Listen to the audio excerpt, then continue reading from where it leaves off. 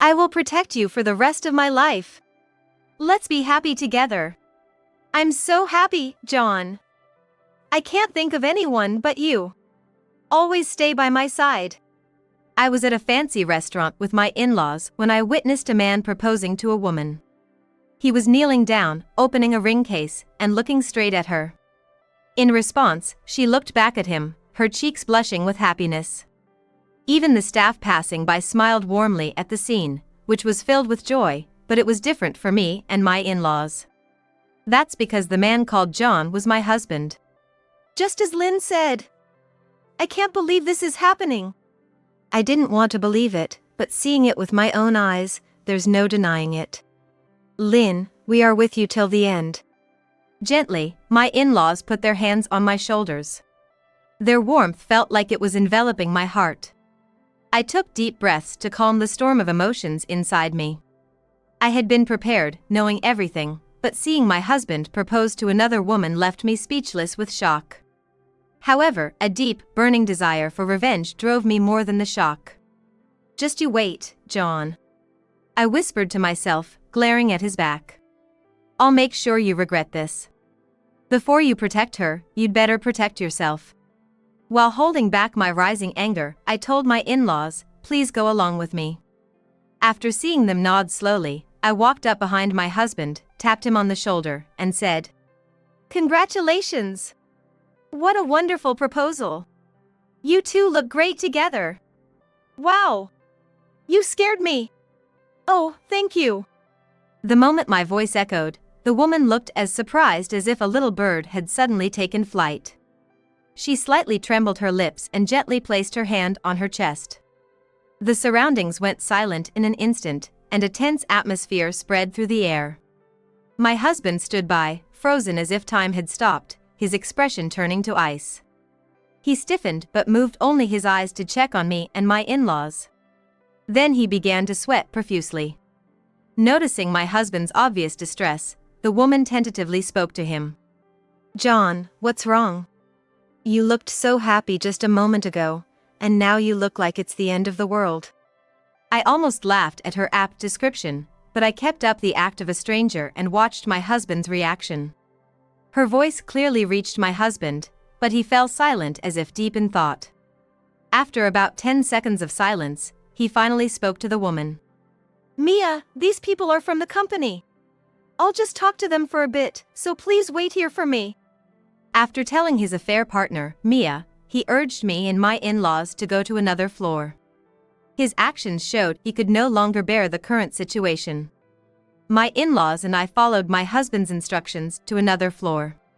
However, the moment Mia was out of sight, my husband began to question us aggressively. His voice was cold and full of anger. From his words, a hidden anger and suspicion seemed to explode all at once. Why are you here? And pretending to be someone else? What are you thinking? What am I thinking? That's my line. You said you were going on a business trip today, right? And then you proposed to another woman. John, we came here after hearing from Lynn. Honestly, we were skeptical. We didn't think you'd cancel your anniversary with Lynn to cheat. I was shocked, too. I wonder if you can give us a satisfying explanation. If that's even possible. My husband fell silent again with a grunt, his face a mask of resignation. There's no way he could give a satisfactory explanation. He was caught red-handed proposing to his affair partner.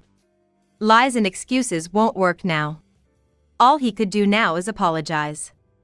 Of course, I'm not going to let him off easy, but he needs to show some sincerity. That's how my in-laws and I felt, yet my husband betrayed us so easily. I'm gonna divorce Lynn. Then I'll remarry Mia. What? Are you out of your mind? Of course, that's not okay. You should apologize first. Dad's right. We will not accept such an attitude. Understandably, my in-laws were furious, but my husband, having perhaps braced himself for this, was disturbingly calm and composed. So, that's what you think, John? You're dumping me because I'm no longer useful to you? You got it. Exactly. Before marrying me, you were a well-known blogger making money, but now you're not earning a dime, like a parasite. I was sick of you. Mia is prettier, has a better figure, a nicer disposition, and cooks well. Plus, she's the CEO's daughter. That's why I decided to switch. That's all there is to it. He spat out with a vile smile. His words cut through me like a sharp blade. Indeed, I am a homemaker. But that was what he wanted, and I quit my job to support him. Despite remembering those times, he acts as if I'm the only one at fault. Had I known his true colors, I would have never married him. Fuming at my own stupidity, I glared at him, but he just smirked back. I was about to explode, but reacting to his provocation would ruin everything. I clenched my phone, fighting to keep my anger in check. Well, that's how it is. So, when we get back, sign the divorce papers and have them ready, all right? Hey, John! This conversation isn't over. We won't let you just unilaterally divorce like this. Discarding me just because she's not earning money. That's not what decent people do. Don't you have any gratitude? What are you talking about? If I marry the CEO's daughter, even mom and dad will have an easier life. You should be thanking me. Honestly, it's Lynn's fault for being cheated on. My in-laws were shaking with rage, looking like they were about to leap at my husband any moment. Their eyes were brimming with anger and indignation, and their faces showed they could hardly contain themselves. I felt the same explosion of anger towards my husband. However, I realized that he wasn't even worth hitting.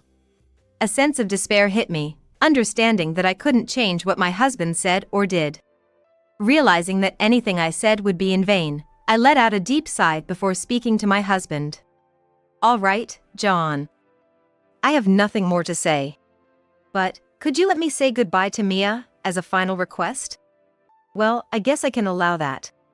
But don't you say anything unnecessary. I'll be watching. I made eye contact with my in-laws, signaling I'm okay on my own, then went back to Mia with my husband. I held Mia's hand and said just one thing. Mia. I wish you happiness. Mia looked even more puzzled than when I first spoke to her, suddenly having her hand firmly grasped and hearing such words. As I slowly released her hand, she nodded quietly and looked down at her hand. My husband smirked beside me, but I said nothing more and left the fancy restaurant with my in-laws. When we reached the empty parking lot, my in-laws deeply apologized to me. I'm so sorry, Lynn. If we had kept a closer eye on John, maybe this wouldn't have happened. This is our responsibility.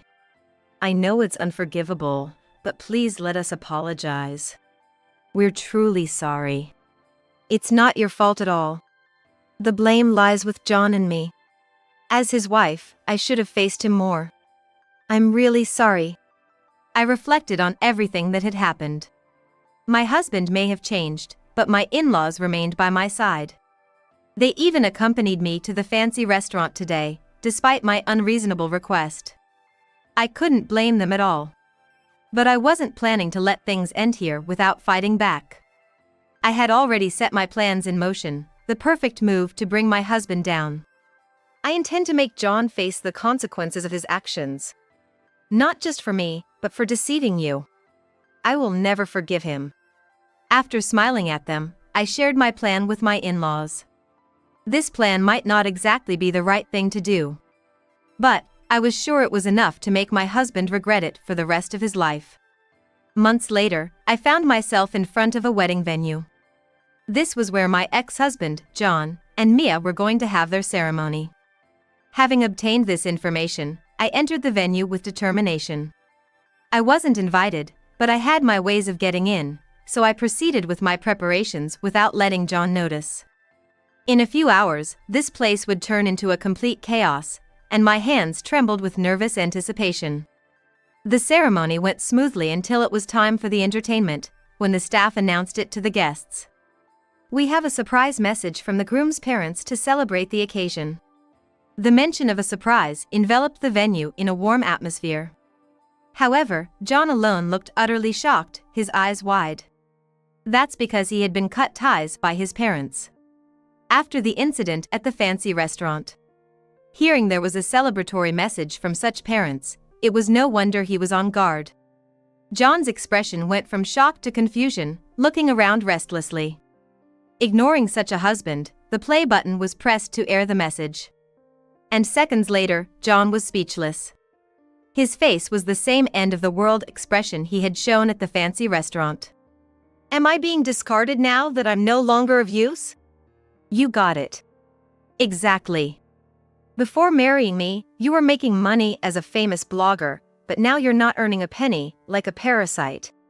I was sick of you. After all, Mia is more beautiful, has a better figure, is kinder, and cooks better. Plus, she's the CEO's daughter. That's why I decided to switch. That's all there is to it. What played wasn't a message from his parents, but a conversation between me and John. The venue started buzzing, everyone wearing a question mark over their heads. My preparation in entering the venue was to hand over this audio recording to someone.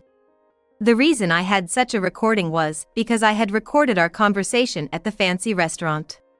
When John berated me, I clenched my smartphone in anger, unsure if the recording would be clear, but it had captured everything perfectly.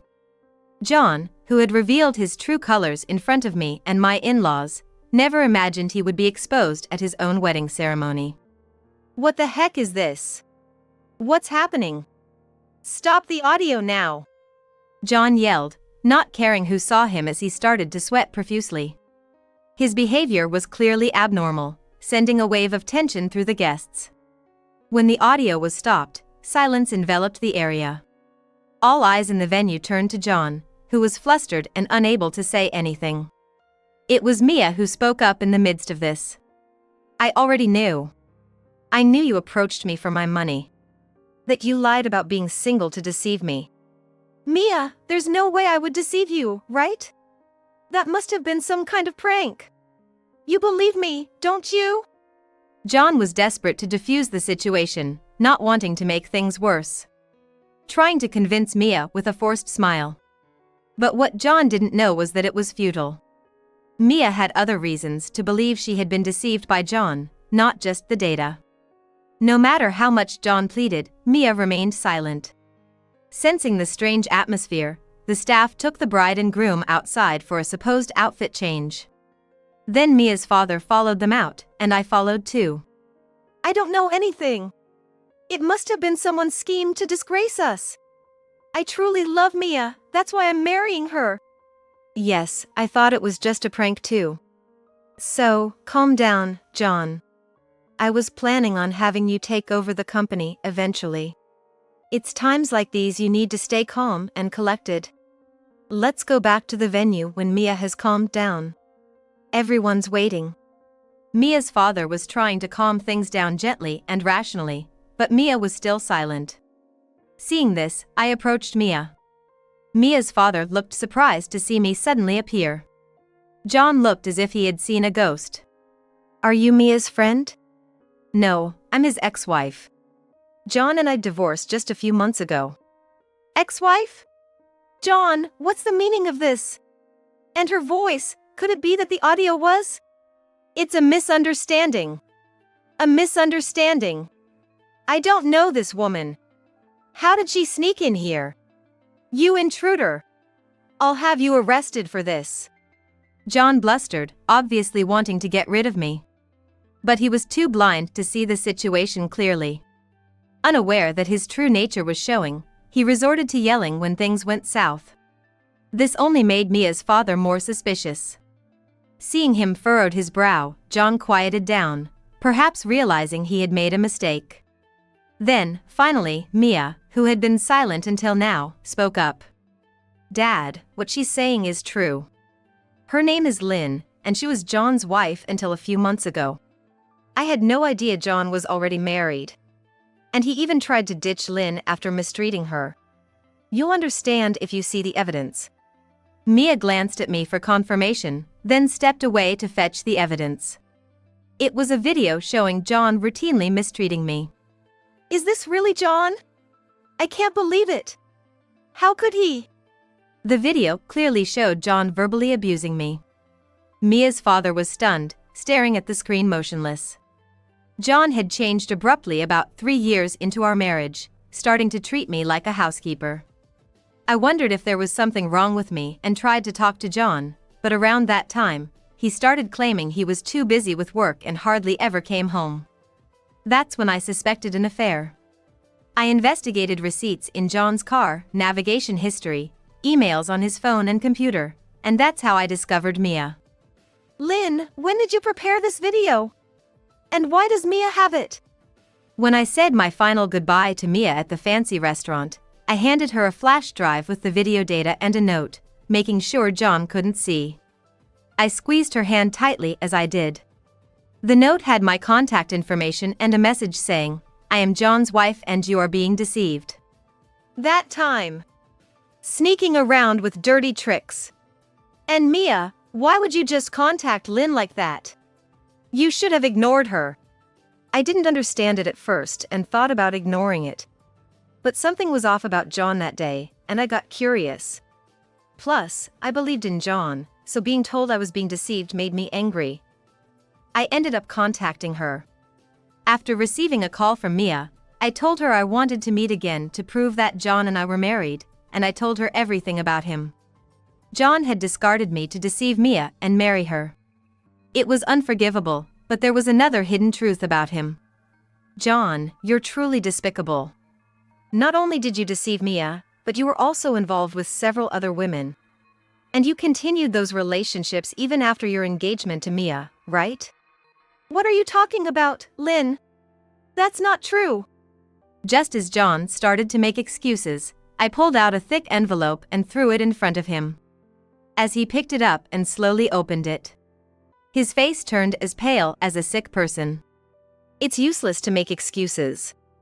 I've thoroughly investigated you. I had no idea you had created 3 local wives. No wonder you stopped coming home. It wasn't work, you were too busy cheating, right? You've got to be kidding me. Everything was exposed. I never thought you'd go this far. So Mia knows about this too? That's right, John. When Lynn told me, I was shocked. I couldn't forgive such a thing. That's why I decided to help Lynn. I knew exposing you on the day of the ceremony would cause trouble for many people. But I still wanted you to regret this for the rest of your life. Mia was trembling as if she was about to cry. Truthfully, I didn't want to do something this drastic. It would have been far better to resolve this through discussion.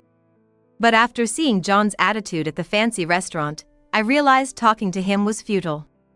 And just like Mia said, I wanted John to regret this for the rest of his life, so much so he couldn't forget it even if he wanted to. It was thanks to Mia's cooperation that I knew the wedding date and location, could enter the venue smoothly, and could pass the audio data without being suspicious. John, it seems what Lynn and Mia have been saying is true. I'm disappointed in you, having had such high hopes. Now, please disappear from our sight. I am terribly sorry for everything that has happened. I apologize for all of it. I'll change my ways right here and now. So, could you please approve of my marriage to Mia? The moment I heard those words, something inside me snapped. After all the harm he had done, he was still prioritizing his desires. Such a man wasn't even worth hitting, but it seemed like the only way to teach him. Just as I was about to clench my fist and approach John, a heavy, dull thud echoed, and John collapsed to the floor. It was the sound of Mia's father throwing him against the wall. With a low groan, John tried to get up, but Mia's father quickly pinned him down. Listen well, I'd do anything for my daughter. Like, beating you up right here to the point you can't move for life. I've never been this angry in my life. You've done that much. It's too late for regrets. Disappear quietly before I show you hell. Though I intend to show you hell either way. His expression and tone were so frightening it was as if a demon was standing before me. I realized immediately that he was serious. Even John seemed to feel it, as he made a pitiful face and voice, dragging his body away to escape. Mia, I'm sorry. I was blinded. I should have seen John's true nature for what it was. We've caused Lynn trouble too. Thank you for telling my daughter the truth. It must have been hard for you too. Mia's father said, deeply bowing his head, but the one at fault was all John. I was actually glad he got a piece of his mind. John's face was something else, though. It's inappropriate to say under these circumstances, but I almost laughed. It felt like the end for a villain, didn't it? But seeing that face gave me a bit of closure. Thank you. If Lynn feels that way, then it's good. But John still needs to face a bit more pain, he said with a mischievous smile, sending a chill down my spine. I found out about John's situation about 3 months after the incident at the wedding venue. The trigger was a phone call from my in-laws. How's the new place, Lynn? And has John showed up over there? John? No, he hasn't come.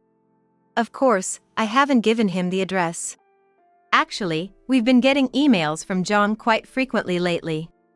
It was all my fault, please help me. I thought maybe he had reached out to you for help too. I was just worried. That's what happened? No, he hasn't contacted me, so it's all good. Thank you for worrying about me even after divorcing John. You can always rely on us. We think of you as our own daughter. That won't change. Yes, that's right, Lynn. Let's go to a hot spring and relax sometime, okay? The words my in-laws said at the fancy restaurant, "We'll be on your side till the end," were genuine. Having lost my parents at a young age, this meant the world to me. John's asking help to his parents was likely due to Mia's father's involvement. As I had suspected, this was spot on. According to Mia, John's bad reputation had quickly spread throughout the industry. He was fired from his company, failed in job hunting, and was scraping by with day labor. Moreover, John had been deceived by another affair partner and was drowning in debt. Surely, he would face a miserable life ahead, but it was entirely self-inflicted. Truly, this was karma in action. A fitting end for someone who deceitfully lived his life, betraying those close to him. Years later, by a twist of fate, I remarried and now have a child, living happily.